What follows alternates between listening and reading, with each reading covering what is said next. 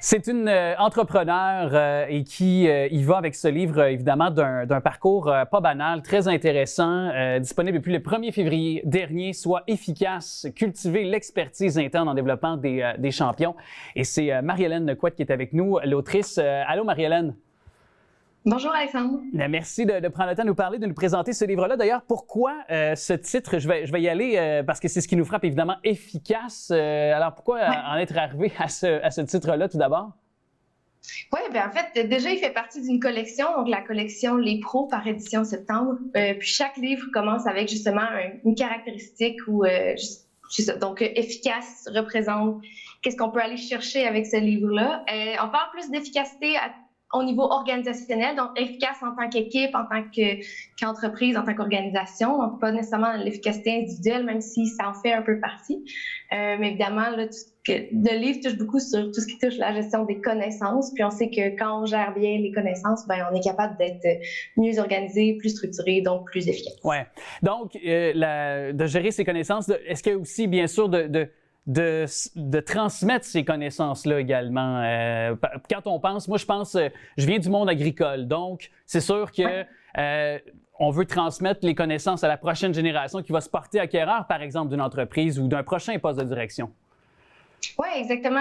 Le transfert des connaissances, en fait, fait vraiment partie intégrale du livre. C'est une grande partie donc, la deuxième partie du titre, qui est cultiver l'expertise interne en développant des champions, c'est justement plutôt que d'aller chercher de la formation externe, comment est-ce qu'on peut utiliser les compétences et les connaissances qui sont déjà en entreprise pour bien les documenter puis les transférer aux autres personnes. Donc oui, partage de connaissances, transfert de connaissances, c'est des concepts clés dans le livre. Ouais.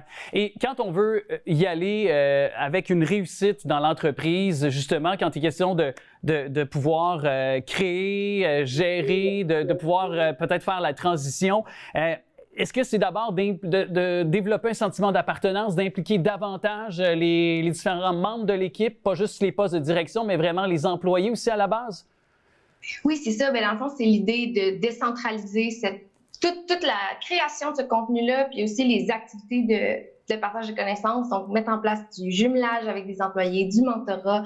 Puis c'est sûr que les rôles de gestion puis les rôles de ressources humaines ont des responsabilités clés par rapport à ça pour mettre, on va dire, la structure, pour s'assurer que les gens respectent certains objectifs par rapport à ça, mais c'est sûr que ça vient surtout de la bonne volonté et de l'implication des employés, donc d'où l'importance de développer des champions, donc des gens qui vont vraiment comprendre c'est quoi ce rôle-là, puis participer activement à la documentation des connaissances. On l'effleure, puis bon, ça fait partie, c'est un terme qui revient, je veux pas, les champions. C'est quoi un champion et comment je peux, moi aussi, faire partie de l'équipe et devenir un champion avec toi? Comment je peux faire ça? Oui, bien, un champion, c'est ça. Ça va être quelqu'un à qui on va donner les bons outils et le bon encadrement pour être capable de documenter efficacement ses connaissances. Un champion, on peut penser à quelqu'un qui est un expert à l'interne. Ça peut être parce qu'il est là depuis longtemps ou ça peut être même quelqu'un de nouveau, mais qui est très allumé, qui contribue beaucoup à l'innovation, qui a la volonté de partager ses connaissances. Tout ça, c'est vraiment important. Là, cette implication naturelle-là doit aussi faire partie du rôle de champion parce qu'il y en a des gens qui veulent juste faire leur travail puis rien d'autre, puis c'est correct aussi. Mais les champions, c'est ça. Ça va être des gens qui sont naturellement des références dans leur équipe quand il y a des questions, qui sont déjà impliqués quand il y a de l'accueil et l'intégration de nouveaux employés. Donc, on sait déjà c'est qui généralement quand on y pense, puis on est capable de les développer si on leur offre justement la formation et l'accompagnement pour être capable de mieux documenter et centraliser leurs connaissances. Et bon, je me doute que tu es encore assez jeune.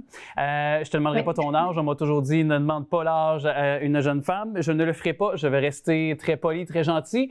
D'ailleurs, mes caméramans dans l'arrière me disent que je fais bien. Mais chose certaine, comment dans ton jeune parcours ça t'est venu l'idée de pouvoir transmettre ce savoir-là? J'ai goût de pousser un peu plus loin l'humaine derrière ce livre-là parce que ma foi, est-ce que c'est un passé familial de père en fille qui vient de ce milieu-là d'entrepreneuriat? Est-ce que c'est toi qui, par ton parcours, tu as vu des erreurs au sein des entreprises et que tu as voulu partager le savoir? Explique-nous un peu ces motivations-là.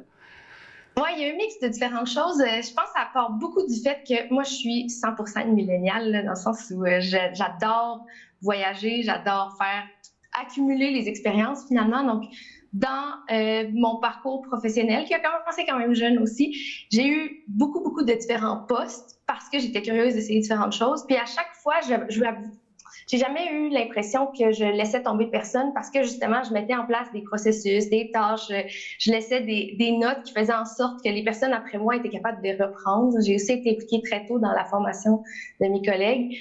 Puis plus récemment, dans les dernières années, j'ai été directrice chez Didact, qui était une plateforme de formation qui fait maintenant partie de Workly, une entreprise de Montréal. Puis, c'est sûr que dans ce rôle-là, j'ai vu encore plus de gens, justement, se poser des questions de comment est-ce qu'on gère les connaissances à l'interne, comment est-ce qu'on s'assure qu'on ne perd pas les connaissances quand les gens partent. Puis, j'étais sensibilisée à ça parce que moi-même, j'avais eu beaucoup de rôles par le passé. Donc, un mélange de ces deux choses-là, je dirais, qui ont influencé. Bien, quand même, je comprends encore mieux le profil du livre, ton choix, les actions, les axes qu'on exploite dans le livre. Puis, est-ce que aussi... on forme assez nos employés parce qu'on parle souvent de l'avenir de nos entreprises au Québec, c'est de rester à la fine pointe, de pouvoir se réinventer. C'est des mots qui sont revenus beaucoup au goût du jour. Ça passe par la formation. Mais j'ai encore l'impression qu'il y a beaucoup d'entreprises qui sont pas nécessairement assez, disons, innovantes. Et bon, peut-être que c'est moi qui n'ai pas autour de moi, qui n'a pas des bons exemples peut-être, mais on dirait que j'ai encore un côté rébarbatif à certains employés de vouloir se former, de vouloir rester à la fine pointe, finalement. Oui, c'est un bon point. Il y a beaucoup de gens qui voient la formation comme quelque chose qui est un événement, quelque chose de très ponctuel ou même une obligation. Il faut le faire parce qu'il faut faire de la formation, puis c'est tout. Un processus d'apprentissage, ça devrait être quelque chose qui en continue puis qui continue à grandir. Donc, c'est sûr qu'il y a un rôle des entreprises là-dedans de créer des opportunités puis de mettre ces valeurs d'apprentissage-là de l'avant dans leur culture pour que ça devienne, on va dire, une pratique courante. On va dire, une fois par mois, tout le monde doit lire, je sais pas, sur un sujet en lien avec son travail, faire un résumé de lecture à son équipe. Juste de mettre en place des petites activités qui font en sorte que, justement, tout le monde essaie de chercher de différentes façons comment est-ce qu'on peut croître. Puis, oui, il y a la formation traditionnelle de je m'assois devant un formateur, puis j'ai un quiz à passer à la fin.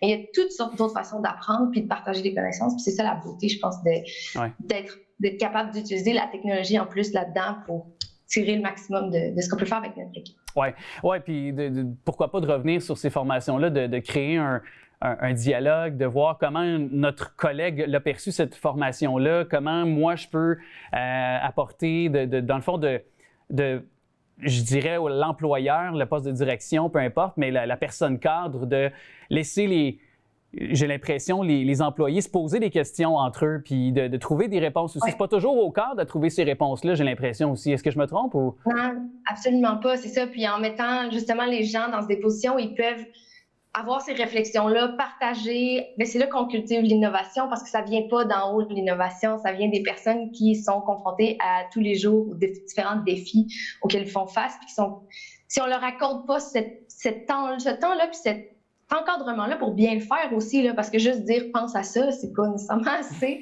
mais de vraiment dire « regarde, on va vous donner des outils, on va aller chercher peut-être de la facilitation, puis on va créer quelque chose qui fait en sorte que les gens sont mobilisés, intéressés et plus performants dans cette recherche de solutions.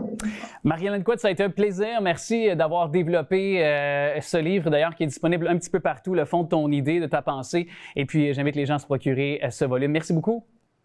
Merci à toi. Bonne journée.